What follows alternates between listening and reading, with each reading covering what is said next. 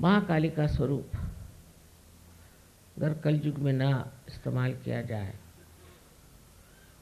तो सहयोग का कार्य ही नहीं हो सकता, क्योंकि इन नेगेटिव फोर्सेस के कारण सारे चक्र पकड़ जाते हैं और चक्र ठीक किए बगैर कुंडलिनी चढ़ेगी नहीं। इसलिए महाकाली का स्वरूप बहुत वंदनीय और सराहनीय, जो कि किसी को शारीरिक, मानसिक, बौद्धिक किसी भी प्रकार की हानि नहीं, सिर्फ उसके स्वरूप से ही जो बुरी बातें हैं वो भाग जाती। अब मियाँ बीवी के झगड़े ये सबसे बड़ा प्रॉब्लम है आजकल, क्योंकि बीवियाँ पड़ गई और मियाँ चाहते हैं कि बीवी बिल्कुल देहाती हो, और वो देहाती तो है नहीं, तो उसको देहाती कैसे बनाएंगे। एक बार शहरी हो गए तो शहरी हो गए, चाहे आप लहंगा पहन लीजिए और चाहे आप पैंट पहन लीजिए, दिमाग तो शहरी हो गए। अब जब शहरी दिमाग हो गए तो उसके बाद जो स्त्रीत्व था वो तो कम हो ही जाता है, पुरुषत्व ज़्यादा आ जाता है, स्त्रीत्व कम आ जाता है।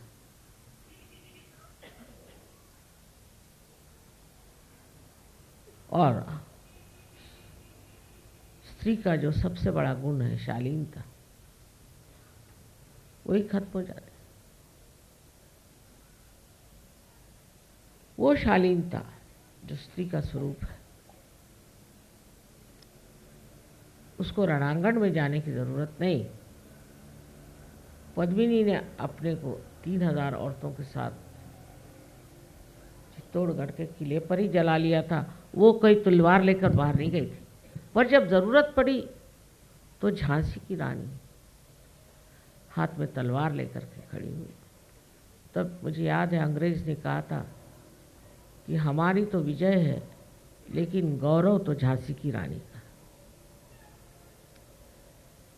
अपने देश में अनेक तरह की उज्जवल चरित्र वाली औरतें हो, पतिपरायण,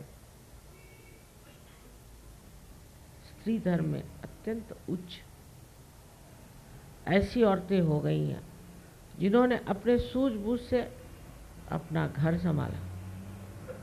जब गांधी जी ने ललकारा तो औरतों ने अपनी चूड़ियाँ, सब जेवर उनको दे दिए। राणा प्रताप का ही किस्सा है कि राणा प्रताप ने देखा कि उसकी लड़की की घास की बनाई हुई रोटी तक एक बिलाड़ उठा के ले गया, तो उनके मन में एक शंका हो गई, मैं क्यों ऐसा कर रहा हूँ? अपने अहंकार के लिए मैं अकबर को शरण क्यों नहीं जाता? तो वो चिट्ठी लिखने बैठे अकबर को। उस वक्त क्षत्राणी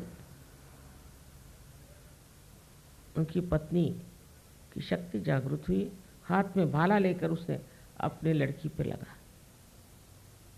और कहा कि मैं तुझी को मार डालती हूँ, जिससे ये जो कमजोरी इनके अंदर आई है ना। तब राणा प्रताप की आंख खुली।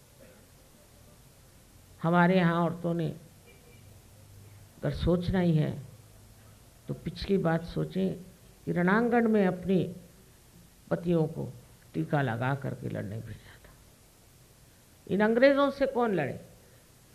आदमी लड़ने को कहने को है, पर शक्ति औरतों की थी, क्योंकि आजकल औरतें भी अशक्त हो गई, आदमी भी निशक्त हो गया। ये शक्ति जो है ये स्त्री की शालीनता से मिलती है, और जब तक ये शालीनता स्त्री कार्यान्वित नहीं होती तो गृहलक्ष्मी की शक्ति उसके अंदर प्रकटित नहीं होती। लेकिन चतुर होना चाहिए, गृहलक्ष्मी को चतुर होना चाहिए, और दूसरे उसमें सूझबूझ होनी चाहिए।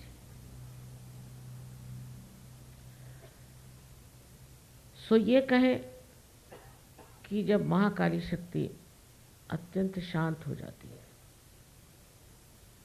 तो वो गृह लक्ष्मी हो जाती है। महाकाली शक्ति तो हम फातिमा बी को मानते हैं कि वो गृह लक्ष्मी का सिंहासन को शोभित करती है।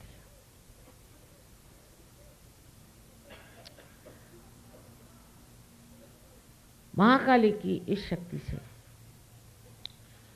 स्त्री अपने बच्चे को ठीक रास्ते पर रखती है, अपने चरित्र को उज्जवल रखती है। और हम लोग इस चीज के साक्षी हैं कि एक पतिव्रता स्त्री के पातिव्रत्य को कोई नष्ट नहीं कर सकता। उसकी अपनी शक्ति है। ये महाकाली की शक्ति है। जो लोग डरते हैं एक पतिव्रता स्त्री को, और पतियों को भी जान लेना चाहिए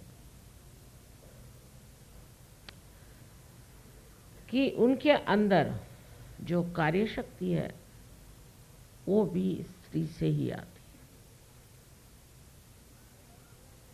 और अगर वो शक्ति स्त्री से आती है तो स्त्री में पहली चीज शालीनता है या नहीं। अगर स्त्री जबरदस्त है, इधर बैठ उधर बैठ, ये चल वो कर, जो ऐसे उंगली दिखाना शुरू कर दी तो कर चुप, पति को अधिकार। लेकिन शालीनता से आप जीत सकते हैं, इसमें चतुरता चाहिए। और ये शालीनता के लिए कोई किसको मार पीट चिल्लाना चीखना कुछ। एक तो शालीन स्त्री में हास्य रस बहुत प्रस्फुटित होना चाहिए। किस चीज को वो हंसी में डाल दे और हंस करके हजारों प्रश्न वो ठीक कर सकते। ये जो बारीकी होती है, इसको समझने के लिए मैंने अभी किस कहा था कि आप शरद चंद्र पढ़िए। उसमें सबकी नोक झोंक औरतें कैसे संभाल लेती, ये होशियारी की बात है। हम लोगों को पॉलिटिक्स में जाने की जरूरत है और इस गंदे इकोनॉमिक्स में तो जाने की बिल्कुल जरूरत है। लेकिन समाज की सारी धुरी, समाज का सारा कार्य स्त्री पर निर्भर है। जो स्त्री अपने बच्चों को अच्छा बनाती है, अपने घर को अच्छा बनाती है, अपने पति को स्वास्थ्य देती है, वो स्त्री एक बहुत बलिष्ठ समाज बनाती है। और कल मैंने कहा भी कि हमारे हिंदुस्तान की औरतों की वजह से ही आज हमारा समाज ठीक है।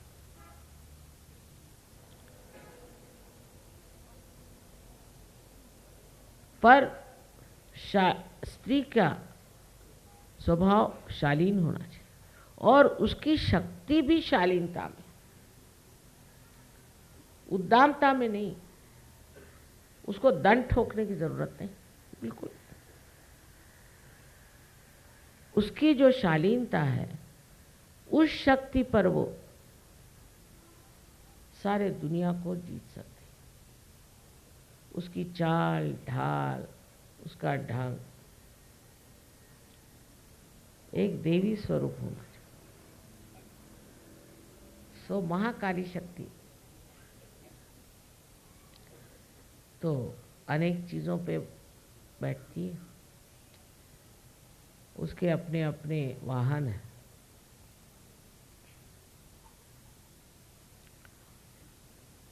लेकिन वो जब हाथी पर बैठती है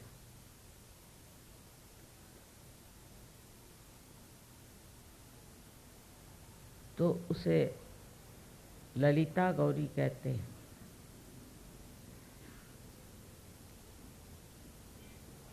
कला, हाव भाव उसके सब बहुत इज्जतदार सुंदर होते हैं। ज़रूरी नहीं कि आप घूंघट लें, ज़रूरी नहीं कि आप सर ढकें,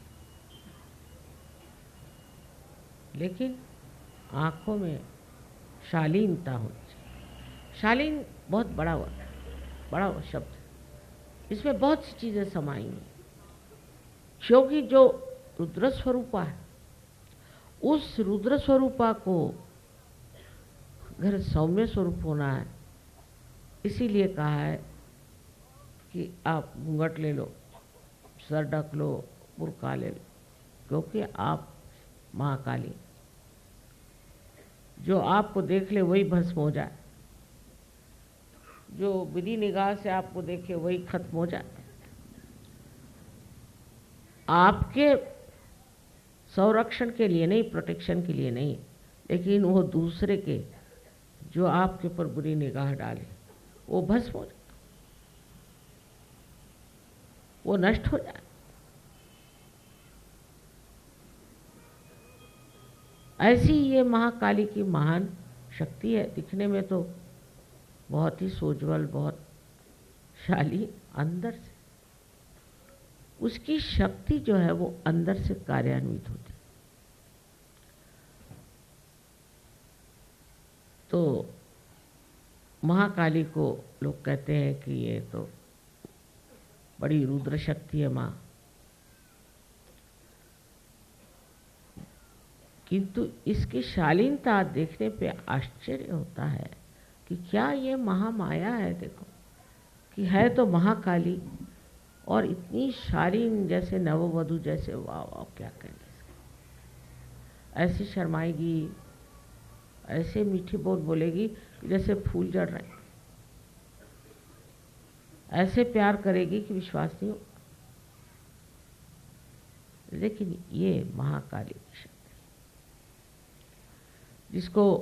जिसने पा लिया उसको कोई ना भूत छू सकता। भूत उसको क्या छुएगा, वही भूत को पकड़ेगा। अपने आए तो चारा से। और जो स्त्री ऐसी हो, उसके एक नज़र से वो लोगों को भस्म कर सकती।